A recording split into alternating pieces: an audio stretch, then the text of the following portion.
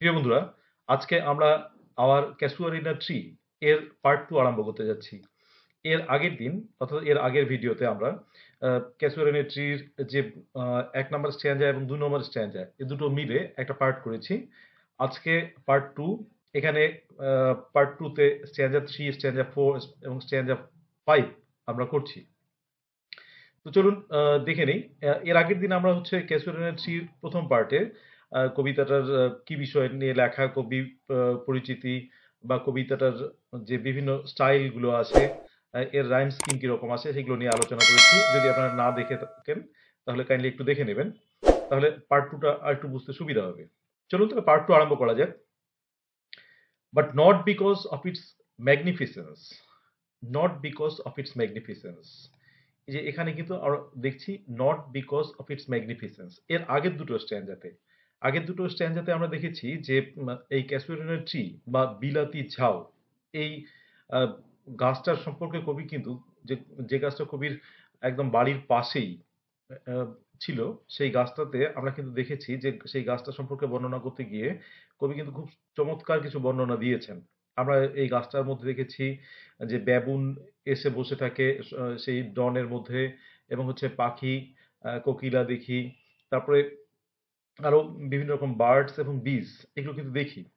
এবং গাছটা যে ম্যাগনিফিসেন্ট এটা দেখা যায় এই দুটো স্ট্যান্ডার মধ্যেই আমরা দেখেছি। কিন্তু এখানে এই থার্ড স্ট্যান্ডাতে কবি বলতে যাচ্ছেন যে but not because of its magnificence, কিন্তু এর ম্যাগনিফিসেন্সের জন্য না, এর চমৎকারিতার জন্য না, এর আহ, বিশালতার জন্য না, এর মহত্বতার জন্য নয়। Dear is the casuarina to my soul. এই ক্যাসুরিনা আমার কাছে, আমার আত্মার এত কাছাকাছি বা আমার কাছে প্রিয়, সেটা কিন্তু এর ম্যাগনিফিসেন্সের জন্য নয়। এটা কিন্তু কবি বলছেন। তাহলে আমরা দেখলাম যে এখানে বলতে যাচ্ছে যে হ্যাঁ, ক্যাসুরিনার কিন্তু মহৎ, ভালো, বিরাট, এর বিশালতা একটা আছে। এর আমরা এর ব্যাকগ্রাউন্ডটাও দেখতে পাচ্ছি। এই ক্যাসুরিনা থাকার ফলে ব্যাকগ্রাউন্ডটা যেখানে তার স্লিপি কাউগুলো ঘুরে বেড়াচ্ছে, এগুলো দিয়ে কিন্তু সেই একটা ন্যাচারাল ল্যান্ডস্কেপ খুব সুন্দর তৈরি হয়েছে। কিন্তু তবু বলছে এই ম্যাগনিফিসেন্সের জন্য নয় কিন্তু। তাহলে আরো কিছু বলতে যাচ্ছেন। এবার কিন্তু আমরা একটা আহ, অন্যদিকে কবিতাটার একটু মোড় নিচ্ছে, সেইটা দেখুন কিরকম। Beneath it we have played, এর নিচে আমরা জানি beneath it we have played, এর নিচে আমরা খেলেছি। তাহলে কারা কারা খেলেছেন এখানে? উই বলতে কারা? কবি এবং কবির ভাই বোনেরা, কবি সিবলিংস, পোয়েটস সিবলিংস। তাহলে তারা কিন্তু খেলেছেন। কবি এবার কিন্তু সেটা মানে মেমোরাইজেশন করছেন একটা নস্টালজিক সেন্সে, যে আমরা একটা সময়, আমি তো এখন অনেকটা বড় হয়ে গেছি, একটা সময় সেই ছোট ভাই বোনদের সঙ্গে এই গাছের নিচে আমি খেলেছি। 2 ইয়ার্স মে রোল, অনেক বছর পার হয়ে গেছে, বেশ কয়েক বছর পার হয়ে গেছে। ও সুইট কম্পেনিয়ন্স, তোমরা আমার প্রিয় সাথীরা। এখানে কম্পেনিয়ন্স বলতে খেলার সাথীরা। আমরা খেলার সাথী বলতেই অলরেডি আলোচনা করেছি যে খেলার সাথী হচ্ছে তার ভাই বোনেরা। তাহলে বছর পেরিয়ে গেছে, আমার প্রিয় ভাই বোনেরা, আমার খেলার সাথীরা, লাভড উইথ লাভ ইন্টেন্স। তাহলে আমি তোমাদেরকে কিন্তু খুব লাভ করতাম, I loved you with love intense, অর্থাৎ গভীর ভালোবাসার বন্ধনে আমরা জড়িত ছিলাম, আমরা খুব একে অপরকে ভালোবাসতাম, এবং আমিও তোমাদের খুব ভালোবাসি।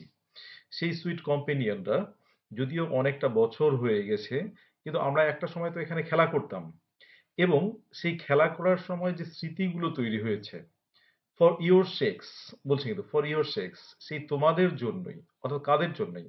তোমরা আমার সাথীরা, আমার ভাই বোনেরা, তোমাদের সঙ্গে যাদের খেলা করতাম সেই ভাই বোনেরা, তোমাদের জন্যই shall the tree be ever dear. তোমাদের জন্যই, তোমাদের স্মৃতি এই গাছটার সঙ্গে আঁকড়ে আছে, এজন্যই আমার কাছে গাছটা কিন্তু এত প্রিয়। তাহলে শুধুমাত্র গাছের বর্ণনা দিয়ে গাছটাই যে শুধু আমার কাছে ভালো তা নয়, গাছের সঙ্গে আমার অনেক কিছু স্মৃতি জড়িয়ে আছে। কিসের স্মৃতি? আমার ভাই বোনদের সঙ্গে খেলার স্মৃতি। যেই ভাই বোনদের সঙ্গে আমি একটা সময় খুব বসে এই গাছটার নিচে কাটাতাম, সেই স্মৃতিগুলো। এর জন্যই কিন্তু গাছটা আমার কাছে একদম খুব প্রিয়। খুব সুন্দর করে এই জায়গাটা কিন্তু বলছেন। আবার গাছটার গুরুত্বটা আমাদেরকে বোঝাচ্ছেন কবি নস্টালজিক হয়ে, অর্থাৎ পুরনো স্মৃতি মনে করে আমাদের কবি কিন্তু খুব সুন্দর করে বলছেন। আচ্ছা, ব্লেড উইথ ইউর ইমেজেস। আর এই ইমেজেস, তোমার যে প্রতিচ্ছবিগুলো আছে তোমাদের, এখানে কাদের ইমেজের কথা বলা হচ্ছে? সেই কম্পেনিয়নদের। সেই ভাই বোনদের ব্রাদার এন্ড সিস্টার যার কথা বলা হচ্ছে, তাদের যে ইমেজ, তাদের ইমেজের সঙ্গে এই গাছটাকে একদম এক হয়ে গেছে। অর্থাৎ আমি যখনই তোমাদের কথা মনে করি, সেটা তোমাদের সেই গাছের নিচে বসে থেকে তোমাদের সঙ্গে খেলার কথা মনে করি। আবার যখন গাছটার কথাও মনে করি, তখনও কিন্তু আমি মনে করছি সেই গাছটার নিচে আমরা কতটা খেলতাম, কত সুন্দরভাবে আমরা ৩ ভাই বোনে খেলতাম। আচ্ছা, এখানে কিন্তু সেই জিনিসটাই বলছে, blade with your images it shall arise in memory. এবং সেই স্মৃতিগুলোর সঙ্গেই আমার মেমোরিতে কিন্তু তুমিও উঠবে। অর্থাৎ যখনই আমার স্মৃতি ভেসে আসে, তখনই কিন্তু তোমারও সেই, আমি তোমাকে নিয়েও ভাবি, তোমার মনের মধ্যে, আমার মনের মধ্যে কিন্তু তোমারও চিন্তা আসে, যেমনটা আমার ভাই বোনেদের চিন্তা আসে। কারণ একটা অনেকটা সময়ে সেই গাছের নিচে খেলে কাটাতাম। আমরা দেখি যখন আমরা ভাই বোনেরা খেলি কোনো একটা গাছের নিচে প্রিয় হলে সেখানে গিয়েই আমরা খেলার চেষ্টা করি। এখানে কিন্তু সেই স্মৃতি কবি টেনে আনছেন। আচ্ছা, আবার বলছে, till the hot tears blind mine eyes। কিন্তু এখন তো আর খেলছি না। এখন আমার সেই স্মৃতিগুলো আছে। এবং সেই স্মৃতিগুলো যখন মনে করছি, তখন আমার চোখ দিয়ে হট টিয়ার্স বেরোচ্ছে, গরম জল বেরোচ্ছে। এবং সেই গরম জলটা কি করছে, ব্লাইন্ড মাই আইস, আমার চোখগুলোকে ঝাপসা করে দিচ্ছে। অর্থাৎ সেই স্মৃতিগুলো, সেই সুন্দর সুন্দর স্মৃতিগুলো কবি যখন মনে করছেন, কবির মনটা একদম পুরো ভাবুক হচ্ছে, কবির চোখ দিয়ে জল বেরোচ্ছে এবং কবির চোখটা ঝাপসা করে দিচ্ছে। অর্থাৎ চোখটা জলে ভরাটাকেই আমরা বলছি যে চোখটা ঝাপসা হয়ে যাওয়া। তাহলে এই জায়গাটা কিন্তু খুব সুন্দর করে বলছেন যে কেন এই গাছটা তার কাছে প্রিয়। গাছটা তার কাছে প্রিয় হওয়ার কারণ, যে গাছটার সঙ্গে কিন্তু অনেক রকম স্মৃতি জড়িয়ে আছে কবির। তার জন্য কিন্তু গাছটাকেও খুব প্রিয় বলছেন। তাহলে আমরা কিন্তু পাচ্ছি সেই জিনিসটা। আচ্ছা, চলুন একটু এগিয়ে যাই। What is that dirge like murmur that I hear like the sea breaking on a single beach? What is that dirge like? Dirge কিন্তু হচ্ছে funeral song, sad song, এক প্রকার sad song। মারমার, মারমার মানে হচ্ছে মর্মর ধ্বনি। That I hear, যেটা আমি শুনছি, like the sea breaking on a single beach। যেমন সমুদ্র এসে সেই নুড়ি পাথরের বিচ, নুড়ি পাথরের যে সমুদ্র তীর, সেই যেখানে একটা সমুদ্র তীর, সমুদ্র তীরে সাধারণত আমরা দেখি বালু থাকে, সেই ছোট ছোট নুড়ি পাথরও থাকে। এবার সমুদ্রটা এসে, সমুদ্রের ঢেউটা এসে সেই বালু, মানে ছোট ছোট নুড়ি পাথরের মধ্যে যখন পড়ে, তখন কিন্তু একটা শব্দ হয়। সেটাকে কিন্তু আহ, কবি বলছেন যে এটার সঙ্গে তুলনা করছেন, দেখুন লাইক দিয়ে। তাহলে আমরা একটা সিমিলি পাচ্ছি। বলছে সেই শব্দটা, সেই শব্দটাকে কার সঙ্গে তুলনা করছেন, দ্যাট আই হিয়ার, বলছেন যেটা আমি শুনছি। কোন শব্দটা? একটা what is that dirge like murmur, একটা মোর্নফুল মারমার। মোর্নফুল অর্থাৎ বিষাদের, বা ফিউনারাল সং এর সময় যে গানটা করা হয়, যেটাকে আমরা ডার্স বলছি, সেরকমই একটা মারমার, সেরকমই একটা মর্মর ধ্বনি আমি শুনতে পাচ্ছি, যে ধ্বনিটা অনেকটা সমুদ্রের জল যখন এসে নুড়ি পাথরের আহ, নুড়ি পাথরে ঢাকা সমুদ্র তটে এসে ধাক্কা খায়, সেই শব্দটার সঙ্গে কিন্তু তুলনা করছেন। তাহলে এটা কিন্তু কবি শুনতে যাচ্ছেন যে সেই ডার্স লাইক মারমারটা কি। আমি তো এটা শুনি, এবার সেটা কি, কবি কিন্তু এটা প্রশ্ন করছেন। এই যে দেখুন প্রশ্নটা আছে, আবার লাইনটা পড়ি। What is that dirge like murmur, সেই ডার্স লাইক মারমারটা কি, সেই বিষাদের মারমারটা কি, দ্যাট আই হিয়ার, যেটা আমি শুনছি। কিরকম মারমারটা? অনেকটা আমাদেরকে বুঝিয়ে দেওয়ার চেষ্টা করছেন। Like the sea breaking on a on a single beach. যেরকম সমুদ্রের জল এসে নুড়ি পাথরের সমুদ্র তীরে ধাক্কা খেলে যেরকম শব্দ হয়, সেই শব্দটার সঙ্গে সেই মারমারটাকে তুলনা করা। তাহলে এটা কিন্তু কবি জানতে যাচ্ছেন, এবং জানতে চাওয়ার সঙ্গে সঙ্গে তিনি কিন্তু আবার ক্লিয়ারও করে দিচ্ছেন। পরের সেন্টেন্সটাতে আমরা পাচ্ছি কিন্তু অ্যান্সার দিয়ে দিচ্ছেন। It is the trees lament, এটা হচ্ছে গাছটার বিলাপ। ল্যামেন্ট, গাছটার দুঃখ প্রকাশ। এবং কিরকম দুঃখ প্রকাশ? অ্যান ইরি স্পিচ, এবং এই দুঃখ প্রকাশটা কিন্তু অনেকটা ভুতুড়ে প্রলাপের মতো। অনেকটা ভুতুড়ে প্রলাপ মনে হচ্ছে, কোনো একটা অদ্ভুত প্রলাপ।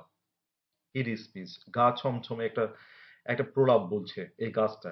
গাছটা একটা দুঃখ প্রকাশ করছে, এবং গাছটা একটা গা ছমছমে ভাষায় কথা বলছে। That haply to the unknown land may reach. That haply, haply শব্দটা আপনারা অনেকেই জানেন। হ্যাপলিটা হচ্ছে পারহ্যাপস, পারহ্যাপস সম্ভবত। টু দ্য আননোন ল্যান্ড, একটা অজানা জায়গাতে হয়তো পৌঁছে যায়। সেই অদ্ভুত ভুতুড়ে স্পিচটা একটা অজানা জায়গাতে গিয়ে পৌঁছায়। এবার সেই অজানা জায়গাটা কোনটা সেটা আমরা কিন্তু এখনো জানি না। তার মানে আমরা আরেকটা টোন পাচ্ছি গাছ থেকে। আমরা গাছের এর আগে দেখেছি গাছের মধ্যে কিন্তু একটা পাখির গুঞ্জন আছে, বীজের আপনার মানে বীজের যে সাউন্ড বাজিং সাউন্ডটা আছে। তারপরে একটা খুব সুন্দর পাখির ব্যাবনের আ যে আ কীটটা আছে সেটার খেলাধুলা করার জন্য আছে। সেটা কিন্তু জয়ফুল। কিন্তু সেই জয়ফুল নেসটা বা সেই জয়ফুল এনভায়রনমেন্টটাই শুধু যে গাছের বৈশিষ্ট্য তা নয় কিন্তু। এখানে আমরা আরেকটা গাছের বৈশিষ্ট্য পাচ্ছি। এবং কবি সেটা আমাদেরকে তুলে ধরছেন যে না এর মধ্যে একটা ল্যামেন্টেশন আছে।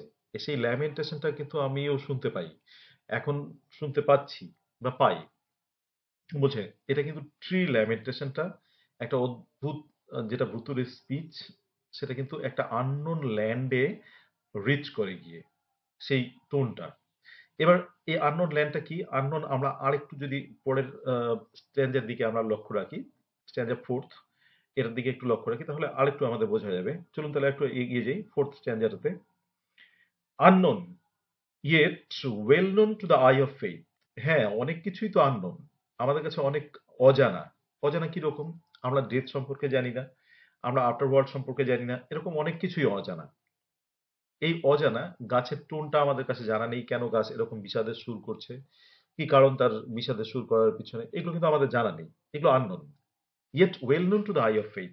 কিন্তু যাদের আই অফ ফেইথ আছে, যাদের বিশ্বাসের চোখ আছে, তারা কিন্তু এটা বুঝতে পারে।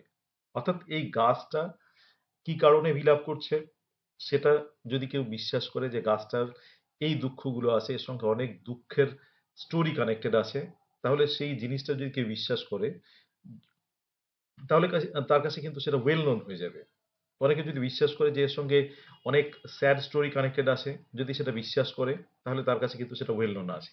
তাহলে এই আননোন যেটা কিন্তু yet well known to the faith of eye, faith of eye এর কাছে কিন্তু সেটা আবার ওয়েল নোন হয়। Oh I have heard that wail far far away. এবং সেই কবি আবার বলছেন দেখুন I have heard that wail, আমি সেই বিলাপ, এই যে ওয়েল, ওয়েল মানে হচ্ছে বিলাপটা, তাহলে আমি কিন্তু বিলাপটা এখনো শুনতে পাচ্ছি, পাই। I have heard that wail far, far away. আমি অনেক দূরে আছি। আমরা এই সময়টা জানি যে কবি কিন্তু ফ্রান্সে গিয়েছিলেন এবং মানে ২ একটা এরকম মানে অ্যাব্রড এ ছিলেন। অনেকটা সময় ৩-৪ বছর সময় অ্যাব্রড এ ছিলেন। কলকাতা থেকে অ্যাব্রড এ ছিলেন। তো সে সময় কিন্তু তার এই যে থাকাটা, বাইরে থাকাটা, অ্যাব্রড এ থাকাটার কথা বলছেন যে আমি কিন্তু ওই far, far away in distant lands সেখানে আছি এবং সেখান থেকেই কিন্তু সেই বিলাপের সুরটা শুনতে পাচ্ছি। বাই মেনি এ শেল্টার্ড বে।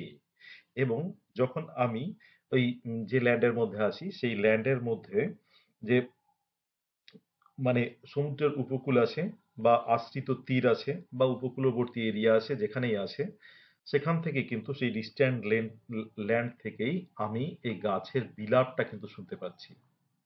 আবার when slumbered in his cave the water wraith, তাহলে হচ্ছে যেখানে সেই ওয়াটার রেইথ গুলো আছে। ওয়াটার রেইথ বলতে আমরা কিন্তু হচ্ছে জলের সুপ্ত থাকা অবস্থাটা, জলের ঢেউয়ের সুপ্ত থাকা অবস্থাটাকেই বুঝবো। তাহলে জলের ঢেউয়ের সুপ্ত অবস্থায় আছে, স্লাম্বার করে আছে সেই কেভের মধ্যে সম্ভবত। এটা কিন্তু বলছেন। তাহলে and the waves gently kiss the classical shore, এবং সেখানে ঢেউ যখন আহ, একটা সুপ্ত অবস্থায় বা স্লাম্বারিং কন্ডিশন থাকলে কি হবে তখন ওয়েভ গুলো কিন্তু আর আহ, সেই জোরে জোরে এসে ধাক্কা দিবে না, শোরের মধ্যে ধাক্কা দিবে না। সেই শোরের ধাক্কা না দেওয়ার ফলে কি হবে, শোরের ধাক্কা না দেওয়ার ফলে শোরে আস্তে আস্তে জেন্টলি মনে হচ্ছে যেন জেন্টলি কিস করছে এবং সেই কিসিং করছে ক্লাসিক্যাল শোরকে। ক্লাসিক্যাল শোর বলতে হচ্ছে আমরা শোর তো বুঝতেই পারছি, শোর মানে হচ্ছে তীর, এবং ক্লাসিক্যাল শোর অফ ফ্রান্স অর ইটালি। তাহলে কবি কিন্তু বলছেন যে ফ্রান্স এবং ইটালিতে উনি আছেন এবং সেখানকার যে বিখ্যাত বা কিংবদন্তি শোর সেটাকে সে সেখানে তিনি সেই শোরের মধ্যে আছেন এবং সেখানে এসে সেই জলগুলো ধাক্কা লাগছে এবং ধাক্কা লাগার ফলে জেন্টলি কিস করছে অনেকটা জলের চলে আসাটাকে উনি জেন্টল কিসের সঙ্গে তুলনা করছেন, বিনিথ দ্য মুন। সেই বিনিথ দ্য মুন মানে হচ্ছে চাঁদের আলোর নিচে, চাঁদের সেই জ্যোৎস্নার নিচে। তাহলে কিন্তু এই জায়গাটা কেন আমরা পাচ্ছি? পাচ্ছি একটা কারণেই, যে কবি বলছেন যে আমি অনেকটা দূরে আছি, ফার ফার অ্যাওয়ে ডিস্ট্যান্ট ল্যান্ডে আছি। তাহলে সেখান থেকে কবি অর্থাৎ ফ্রান্সে এবং ইতালিতে বসে কবি কিন্তু সেই গাছের ওয়েইলটাকে শুনতে পাচ্ছেন। এটাই কিন্তু বলার চেষ্টা করছেন যে আমি অনেকটা দূরে আছি, ফ্রান্সে ইতালিতে আছি, কিন্তু তবুও আমি সেই ওয়েলটাকে শুনতে পাচ্ছি, বিনে দ্য মুন। কন্টিনিউশন দেখুন, হোয়েন আর্থ লে ট্রান্সড, যখন গোটা পৃথিবী একদম ট্রান্সড হয়ে পড়ে আছে। ট্রান্সড শব্দটা আমরা বলবো ট্রান্স লাইক স্টেট, যেটাকে বলবো যে হচ্ছে অচেতন অবস্থা বা ঘুমন্ত অবস্থা বা স্লিপি কন্ডিশন, এরকম অবস্থায় পড়ে আছে পৃথিবী। ইন এ ড্রিমলেস সুন, এবং একটা ড্রিমলেস সুনের মধ্যে। ড্রিমলেস মানে হচ্ছে যেখানে স্বপ্ন হবে না, স্বপ্ন নেই, স্বপ্নহীন। আর সুন মানে আমরা কিন্তু ঘোর বলতে পারি। তাহলে একটা ড্রিমলেস সুনের মধ্যে গোটা পৃথিবী কিন্তু একটা জ্ঞানহীন অবস্থায় বা অচেতন অবস্থায় পড়ে আছে। And every time the music rose, এবং সেরকম একটা জায়গাতেই আমি আছি। সেখানেই, and every time the music rose, সেখানেই কিন্তু প্রত্যেক সময় আমি দেখতে পাচ্ছি যে আমার কানের মধ্যে সেই মিউজিকটা বাজছে। বিফোর মাইন ইনার ভিশন রোজ এ ফর্ম সাবলাইম, এবং তারপরে আমার যে ইনার ভিশনটা আছে, আমার যে ইনার মাইন্ডটা আছে, সেখানে কিন্তু একটা সাবলাইম ফর্ম হচ্ছে, সাবলিমিটি আছে। আমরা কিন্তু এই সাবলিমিটিটা সঙ্গে পরিচিত। সাবলিমিটার হচ্ছে মানে একটা মহিমান্বিত রূপ বলা যেতে পারে। ফর্ম সাবলাইম, বিশাল একটা খুব সুন্দর একটা রূপ, এরকম একটা রূপ পাচ্ছি। তারপর কিসের রূপ? Thy form O tree, as in my happy prime I saw thee in my own beloved native clime. এবং সেই ফর্মটা কিরকম? সেই মহান ফর্মটা, বা সেই আমার মনের মধ্যে যে একটা সাবলিমিটি তৈরি করছে। আমরা কিন্তু এখানে আমরা দেখতে পাবো যে কবি যে ফিজিক্যাল ডেসক্রিপশন গাছের আছে, সেই গাছের ফিজিক্যাল ডেসক্রিপশন থেকে এসে গাছের যে একটা ইম্প্যাক্ট ওনার মাইন্ডের উপরে, ওনার ইনার মাইন্ডের উপরে, ওনার মাইন্ডটাকে এলিভেট করার ক্ষেত্রে এই গাছের যে ইম্প্যাক্টটা আছে সেটা কিন্তু আমরা এই কয়েকটা লাইনের মধ্যে দেখতে পাচ্ছি। তাহলে তার মধ্যে কিন্তু একটা ইনার ভিশন, একটা সাবলিমিটি ক্রিয়েট হচ্ছে। তাহলে O tree, as in my happy prime, আমি যখন আমার হ্যাপি প্রাইমে ছিলাম, আমি যখন একদম ভালো একটা মুহূর্তের মধ্যে কাটাচ্ছিলাম, আই স দি, তখন আমি তোমাকে দেখেছিলাম in my on love native clime. আমার, আমি যখন আমার দেশে, নেটিভ জায়গাতে, স্থানে, ক্লাইম মানে স্থান, সেই নেটিভ জায়গাতে, প্রিয় জায়গাতে, মানে আমি আমার দেশে ছিলাম, তখন কিন্তু আমি তোমাকে দেখেছি। আমি আমার ভালো সময় তোমাকে দেখেছি। আর আমার তোমাকে দেখে আমার মনের মধ্যে কিন্তু একটা ইনার থট বা একটা, আমার মনটা এলিভেটেড হয়ে গিয়েছে। এই জায়গাটা কিন্তু আমরা আহ, দেখতে পাচ্ছি এই স্ট্যান্ডাটাতে। দেয়ারফোর আই ফেইন উড কনসিক্রেটেড লে, তাই আমি, আমি কি করছি? আনন্দের সাথে, আই ফেইন, আমি আনন্দের সাথে, ফেইন প্লিজেন্টলি, উইথ প্লেজার। তাহলে আই ফেইন উইথ উড কনসিক্রেট এ লে, লে মানে কিন্তু গান, কনসিক্রেট মানে কিন্তু হচ্ছে নিবেদন করা বা রচনা করা। তাই আমি খুব আনন্দের সাথে একটা গান করছি, কারণ আমার মনটা এখন উৎফুল্ল। আমি তোমাকে দেখেছি, আমি তোমাকে সেই সময়টায় তোমার মধ্যে থেকে কতগুলো ইন্সপিরেশন পেয়েছি, এবং সেজন্যই কিন্তু আমি তোমাকে নিয়ে একটা গান লিখছি খুব আনন্দের সাথে। আনটু দাই অনার, তোমার অনারে, tree, beloved of those who now in blessed sleep, তুমি তাদের কাছে খুবই প্রিয় ছিলে যারা এখন ব্লেসেড স্লিপে, অর্থাৎ যারা ডেথে, ডেথে পড়ে আসে, অর্থাৎ যাদের মৃত্যু হয়ে গেছে, তাদের কাছে তুমি একটা সময় খুব প্রিয় ছিলে। সেই গাছ তোমাকে, গাছটাকে সম্বোধন করছি কিন্তু এখানে আমরা অ্যাড্রেসিং পাচ্ছি। তাহলে তোমার অনারে কিন্তু আমি এই গানটা লিখছি, তোমার অনারে এই কবিতাটা লিখছি। ফর আই রিপোজ, কারণ, কারণ তারা চির শান্তিতে ঘুমোচ্ছে, তারা চির শান্তিতে বিশ্রাম নিচ্ছে। Dear then life to me, alas were they, তারপরে বলছি কিন্তু তারা আমার কাছে আমার জীবনের থেকে খুবই প্রিয় ছিল, আমার জীবনের থেকেও আমি তাদেরকে খুবই ভালোবাসতাম। অ্যালাস ওয়ার দে, তারা আমার কাছে এরকমই, আমার কাছে প্রিয় ছিল, কিন্তু তারা আজ আর নেই। এই জন্য কিন্তু একটা আক্ষেপ করছে, অ্যালাস ওয়ার দে, তারা যদি আজ থাকতো, অর্থাৎ তারা নেই। তাহলে এখানে কিন্তু আমরা একটা আবার স্যাডনেস পাচ্ছি, টোন অফ স্যাডনেস পাচ্ছি। আচ্ছা, পরের লাইনে দেখি, mayst thou be numbered when my days are done. কিন্তু তুমি তবুও ততদিন বেঁচে থাকবে। তুমি আজ আছো, তোমার বৃদ্ধি হতে থাকবে, তোমার বয়স বাড়তে থাকবে, কিন্তু একটা সময় when my days are done, কিন্তু একটা সময় কিন্তু আমি আর থাকবো না।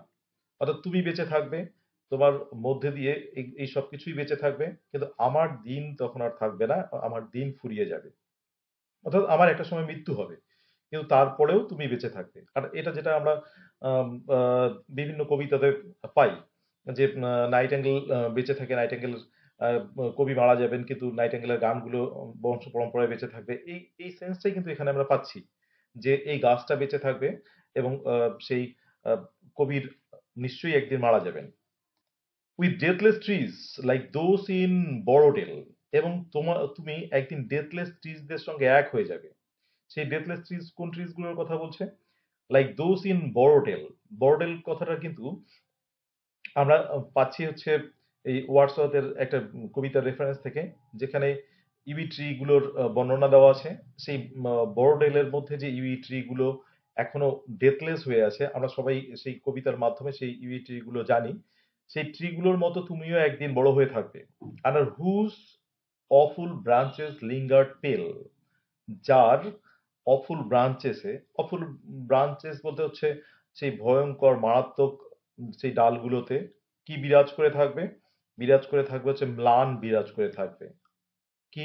ফিয়ার বিরাজ করে থাকবে, ট্রেমলিং হোপ, ভয় বিরাজ করতে থাকবে, কাঁপা কাঁপা আশা বিরাজ করতে থাকবে, অ্যান্ড ডেথ, এবং মৃত্যু বিরাজ করে থাকবে, দ্য স্কেলেটন, এবং কঙ্কাল বিরাজ করতে থাকবে। আর কি? অ্যান্ড টাইম দ্য শ্যাডো, এবং তার সঙ্গে সময় এবং ছায়া এগুলো কিন্তু বিরাজ করতে থাকবে। অর্থাৎ তুমি আহ, একদম এটার্নাল ডেথলেস হয়ে যাবে, কিন্তু এই জিনিসগুলো গাছগুলোর সঙ্গে তোমার সঙ্গে থাকবে, এবং সেগুলো কিন্তু লিঙ্গার্ড করতেই থাকবে, অনেক দিন ধরে চলতেই থাকবে। And though weak the verse that would thy beauty fame. এবং আমি যেটা চেষ্টা করছি, যদি আমার কবিতাটা খুবই দুর্বল, আমি এই কবিতার মাধ্যমে চেষ্টা করছি, খুব আনন্দের সাথে চেষ্টা করছি, অফ ফেইন রিহার্স, আমি তোমার সৌন্দর্যের কথাটা আমি এই কবিতার মাধ্যমে তুলে ধরতে চাচ্ছি। যদিও আমার কবিতাটা দুর্বল, কিন্তু আমি কবিতার মাধ্যমে চাচ্ছি যে আমি তোমার এই সৌন্দর্যটাকে খুব সুন্দর করে কবিতার মাধ্যমে তুলে রাখি, এবং তোমাকে ডেথলেস বানিয়ে দিই সেই কবিতার মাধ্যমে। মে লাভ ডিফেন্ড দি ফ্রম অবলিভিয়ান্স কার্স। এবং এই কবিতার মাধ্যমে যদি আমি তোমাকে টিকিয়ে রাখতে পারি, তাহলে আমার সেই ভালোবাসা তো কি করবে? তোমাকে অবলিভিয়ান্স কার্স, অবলিভিয়ান জানি আমরা ভুলের জগৎ, অবলিভিয়ান মানে কিন্তু ভুলের জগৎ, সেই বিস্মৃতি যেটাকে আমরা বলবো, হারিয়ে যাওয়া যেটাকে বলবো, সেই হারিয়ে যাওয়ার অভিশাপ থেকে তোমাকে সম্ভবত রক্ষা করতে পারবে সেই আমার তোমার প্রতি ভালোবাসা, যেটা আমি কবিতার মাধ্যমে খুব সুন্দর করে তোমার তুলে ধরার চেষ্টা করছি।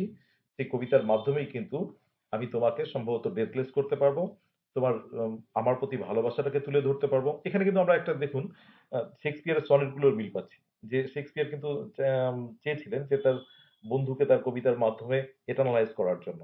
আমরা এখানে সেই জিনিসটাই দেখছি, যে আমাদের কবি বলছেন যে আমি হয়তো চলে যাব, আমি হয়তো থাকবো না, কিন্তু তুমি থাকবে, এবং আমার কবিতার মাধ্যমেও আমি কিন্তু তোমাকে এটার্নাল বানিয়ে যাব, এবং তোমাকে অবলিভিয়নের কার্স যেটা আছে, বিস্মৃতির যে অভিশাপ আছে, সেখান থেকে আমার তোমার প্রতি ভালোবাসাটা, এটা কিন্তু তোমাকে অনেক দিন টিকিয়ে রাখবে, তোমাকে ডেথলেস বানাবে, এবং তোমাকে সেই বড় ডেলের গাছগুলো, কিবি গাছগুলোর মতো তুমি চির অমর হয়ে থাকবে, চিরস্মরণীয় হয়ে থাকবে। তাহলে এটাই হচ্ছে কিন্তু আমাদের পরের পার্টটা। এরপরে খুব সুন্দর একটা কবিতা, অবশ্যই নেচার নিয়ে কবিতা, যেখানে কবি কবি তার মানসিক আহ, যে উপলব্ধিটা সেটাকে তুলে ধরেছেন। প্রথম দিকটা যে টোনটা আমরা পাই গাছটাকে নিয়ে, তারপরের দিকে কবির টোনটা কিন্তু একটু নস্টালজিক এবং ডিপলি কন্টেম্পলেটিভ। কবি কিন্তু হচ্ছে খুব গভীর চিন্তা ভাবনার আহ, তার মধ্যে দেখি এই গাছটাকে নিয়ে, এবং সেটাই কিন্তু কবি খুব সুন্দর করে তার কবিতার মাধ্যমে এখানে তুলে ধরেছেন। এবং তার সঙ্গে আর একটা যেটা হোপফুলনেস যেটাকে আমরা বলবো, সেই হোপফুলনেসটা কিন্তু হচ্ছে সেই গাছটার অমর হয়ে থাকাটা, ডেথলেস হয়ে থাকাটা, ইমর্টালিটি অফ দ্য ট্রি, যেটা কবি তার কবিতার মাধ্যমে স্টাবলিশ করতে চেয়েছেন। সেই জিনিসটাই কিন্তু এখানে খুব সুন্দর করে কবি এখানে তুলে ধরেছেন। তাহলে এটাই আমাদের আজকের our casuarina tree by Toru দত্তের এক্সপ্লানেশন সেকেন্ড পার্টের। তাহলে thank you for watching the video. Please subscribe the channel let's learn blooming birds and stay tuned.